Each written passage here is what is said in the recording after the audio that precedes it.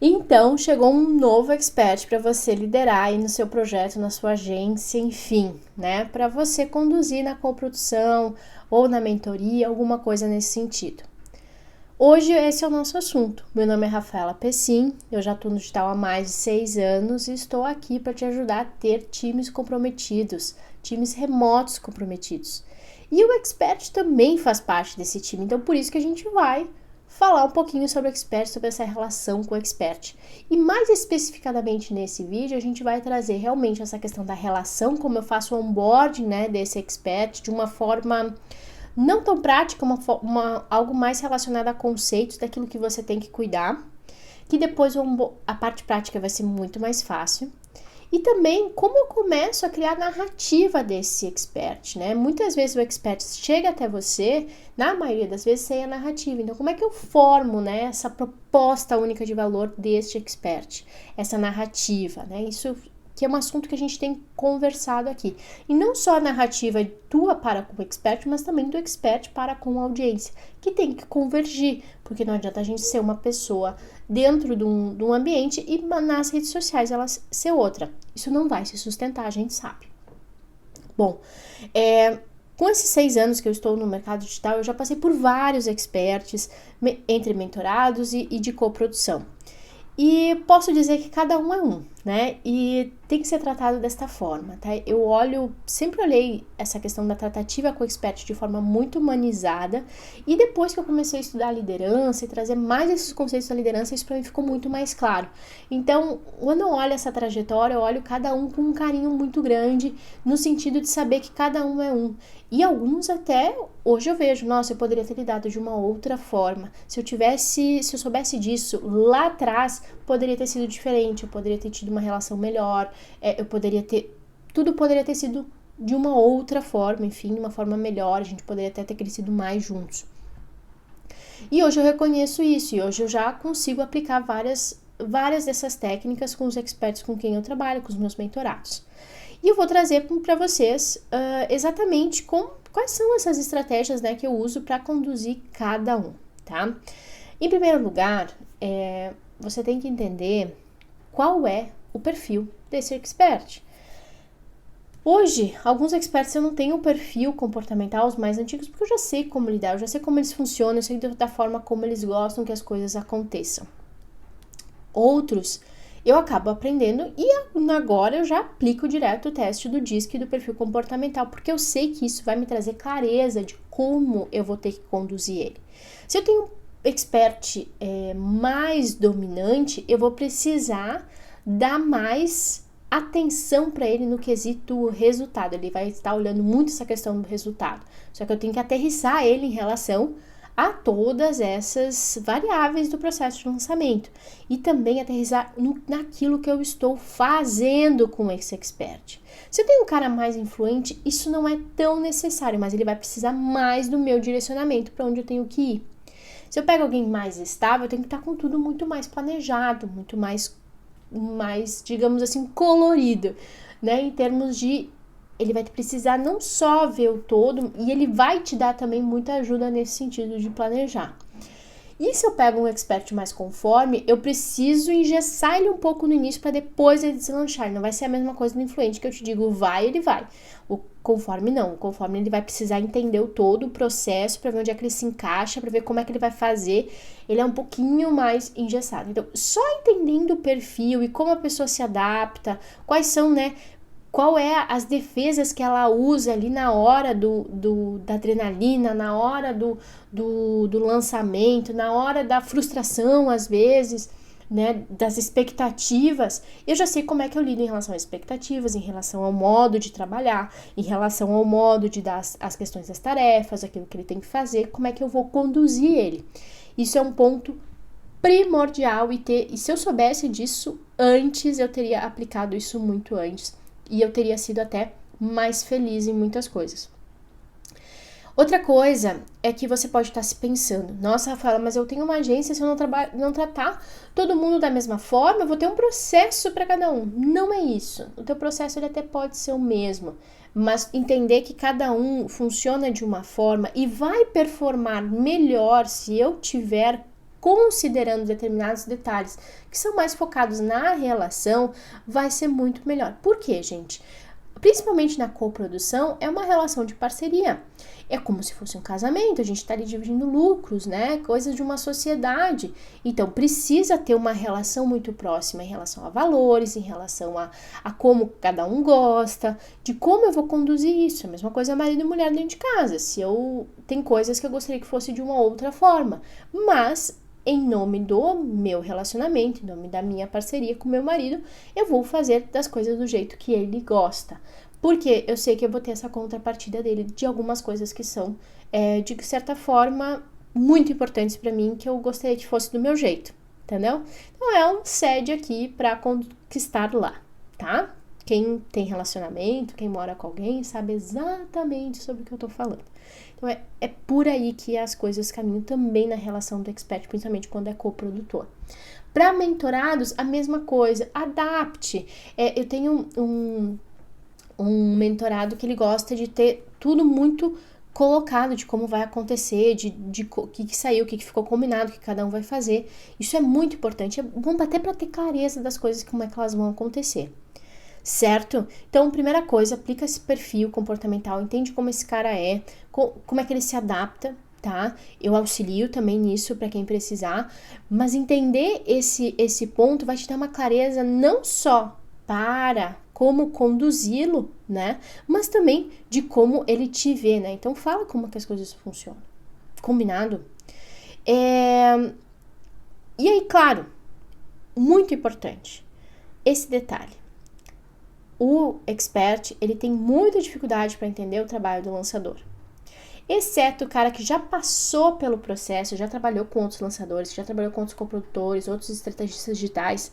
Ainda assim, muitos deles às vezes trocam justamente por não ter noção. Acho que a pessoa que estava do outro lado não sabia fazer, ou não estava fazendo bem. Mas por quê? A pessoa que estava do outro lado não soube dizer tudo aquilo que ela estava fazendo. Então, não são todos experts que têm essa percepção. Então, entender que aquilo que o expert vê é só a ponta do iceberg é muito importante, né? O que ele vê? Ele vê conteúdo, ele vê redes sociais, ele vê no máximo que tem um tráfego ali, mas o restante, toda a parte ferramental, a condução, a orquestra disso tudo, ele acaba não vendo. Então, entender como isso, ele entender que isso está acontecendo já é grande coisa. Como é que eu faço isso, Rafaela? Geralmente o pessoal acaba mostrando, né, sua ferramenta de gerenciamento de tarefas, ClickUp, Scambi, Trello, enfim, Monday, Asana, o que você quiser. Mostra ali as tarefas de todo mundo, não só as dele, para que ele veja a magnitude de tudo que está acontecendo, de tudo que está acontecendo nesse mundo. Por outro lado, falar também o que está acontecendo, mostrar para ele também é muito importante, tá? Se ele não está sabendo como é que está acontecendo. Então, sintetize, resuma, mostre aquilo que está acontecendo. Às vezes dá um check-up na semana, do que a gente aconteceu, dos resultados que teve. Ter uma reunião de debriefing, né? Semestral é bem importante também, anual. Eu já fiz muito isso, faço sempre que posso, porque eu vejo que dá uma clareza para o expert onde a gente está indo, o que a gente está conquistando, quais são os próximos planos, porque muitas vezes nós, como estrategistas, estamos sentados no mastermind, nas coisas, e o expert não está nesse mundo, ele não tá acompanhando o nosso raciocínio de um mercado que muda muito, muito, muito rápido, certo? Esses são alguns pontos em relação à tratativa com o expert. Como que eu faço, né, esse onboard, como é que eu entendo como é que ele é, o perfil que ele é. E assim, né, gente, se você ainda não sabe o seu perfil comportamental, pare tudo agora, entre em contato aqui embaixo comigo e descubra, porque é fundamental você saber como você funciona para saber como é que esse expert vai funcionar, porque senão também não adianta eu saber tudo sobre ele e não saber nada sobre mim, tá?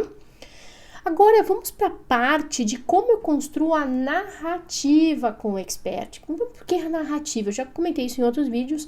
Narrativa é um termo que é o mais está usando agora, né? A gente tem outros, né? Storytelling, copy, já foi gatilhos mentais, já foi arte da persuasão. Mas o que é isso, né? eu trago sempre aquilo que é um pouquinho mais lá atrás, que é quando Aristóteles trouxe os princípios da retórica, os pilares da retórica, né? Ethos, pathos, logos, que é basicamente isso que a gente adapta para o nosso mundo atual, usando inteligência artificial, usando outros recursos, né? Recursos atuais, por exemplo. Eu gosto de usar as músicas que o expert gosta para saber como é que é o gosto musical dele, porque é esse gosto que eu vou transmitir nas minhas redes sociais.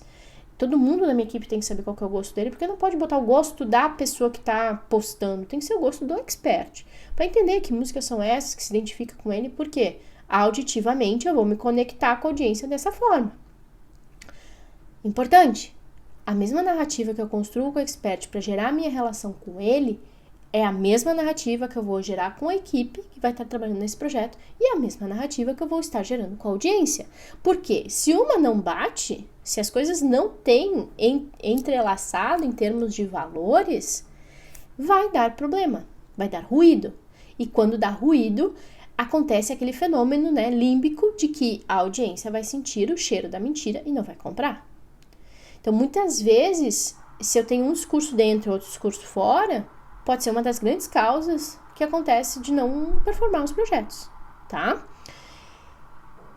Ethos, pathos, logos. Ethos. Quem é esta pessoa, né? Que histórias ela tem, que virtudes ela tem, né? Pathos, quais são as paixões, sofrimentos dessa pessoa, histórias. Antes mesmo de gravar esse vídeo, eu já tinha feito todo esse processo, né, de mapeamento com um mentorado, e aí na hora de estar conversando com ele nessa reunião que eu tive agora, ele começou a contar a história de um pouco da trajetória dele que ele teve, que ele não gostaria que os alunos dele tivessem. E eu, me conta essa história aí um pouco mais. Tá, e aí? E o que aconteceu?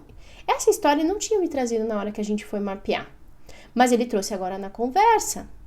Então, além de eu buscar toda essa parte de virtudes, valores, buscar a parte das histórias, né? O que a história, a jornada do herói dessa pessoa, e também buscar os argumentos lógicos que fazem com que ele entenda que o método dele é melhor do que os demais, eu preciso também escutar essa pessoa.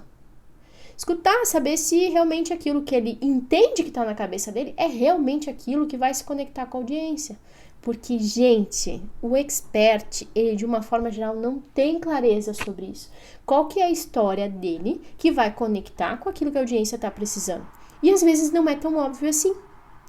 Então, por isso que essa questão, além de mapear, eu preciso conversar com essa pessoa, trocar ideias, buscar essa questão do produto, às vezes gastar um tempo a mais, no sentido de investir um tempo para buscar essa questão do produto, revisar o método para saber se aquilo está coerente com as histórias que ele vai contar.